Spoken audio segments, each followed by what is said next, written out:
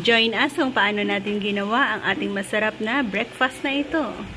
So please do continue to watch till the end. Dahil gagawa tayo ng budget-friendly breakfast recipe. Cheesy.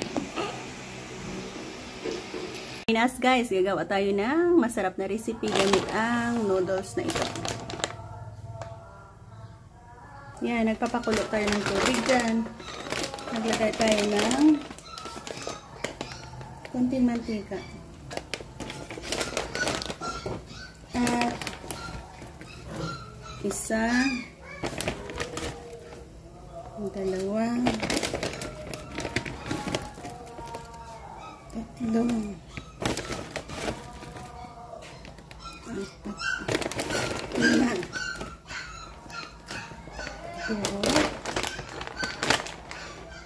So, hayaan natin dyan mag-al dente. Pakuluan hanggang sa magiging perfect.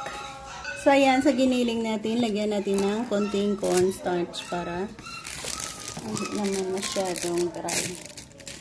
Nagpapalambot kasi ito. At oyster sauce.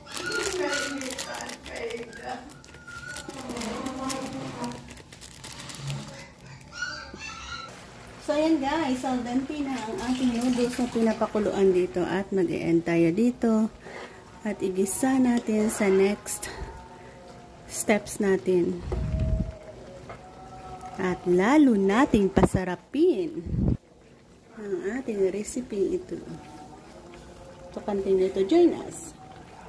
So, ayan guys, mag-add tayo dito ng oil.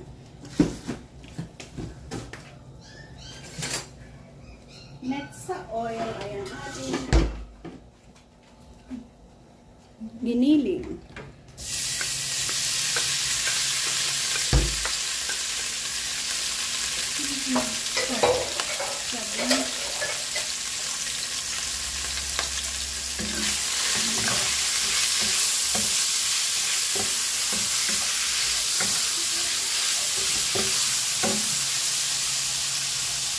So, ayan guys, na kunin muna natin at mag-isa tayo ng onion at garlic. Ayan.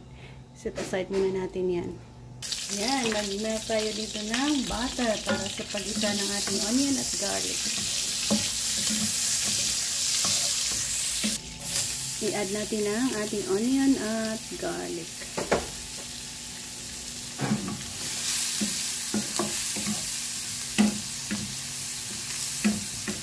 Yan, bumango na ang ating onion at garlic. Balik natin dyan ang ating ginisang giniling.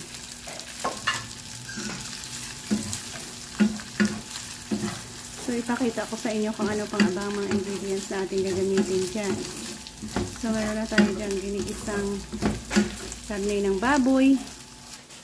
Ang ating pinakuluang noodles. Meron din tayong Alaska evaporated milk, ating all-purpose cream at isang pirasong itlog. So, yan ang mga sangkap na natin i-add on doon sa ating ginigisang karne ng baboy. Yan, mabango na ang ating ginigisa dyan. Mag-add tayo ng Alaska, isang can.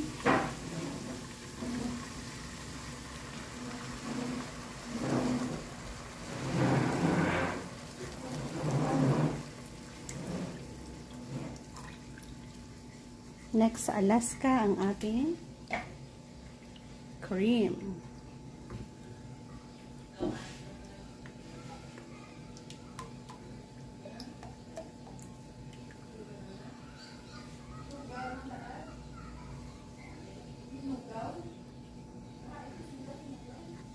So, yan guys, patuloy na kumukulo ang ating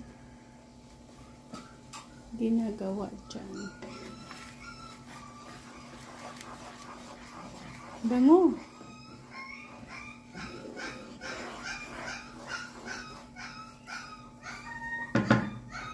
So, i-add natin ang isang pirasong itlog mix. Pwede mo ito po sa atin. Ano to? Ano nga to? Yan, at naubos na natin lagay lahat. Double creamy ang ating ginagawa dyan. Dog, diesel cream, evaporated milk, and giniling. So, gets niyo na ang ating ginagawa. Gagawa tayo ng carbonara style. Wow! Al dente. Sarap, sarap.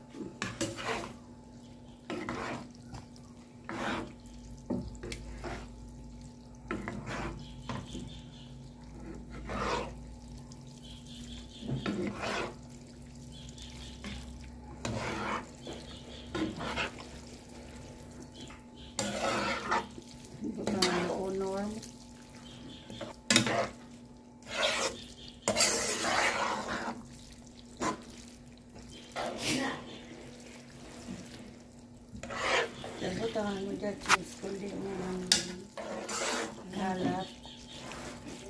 Kasi nagaway ang cheese.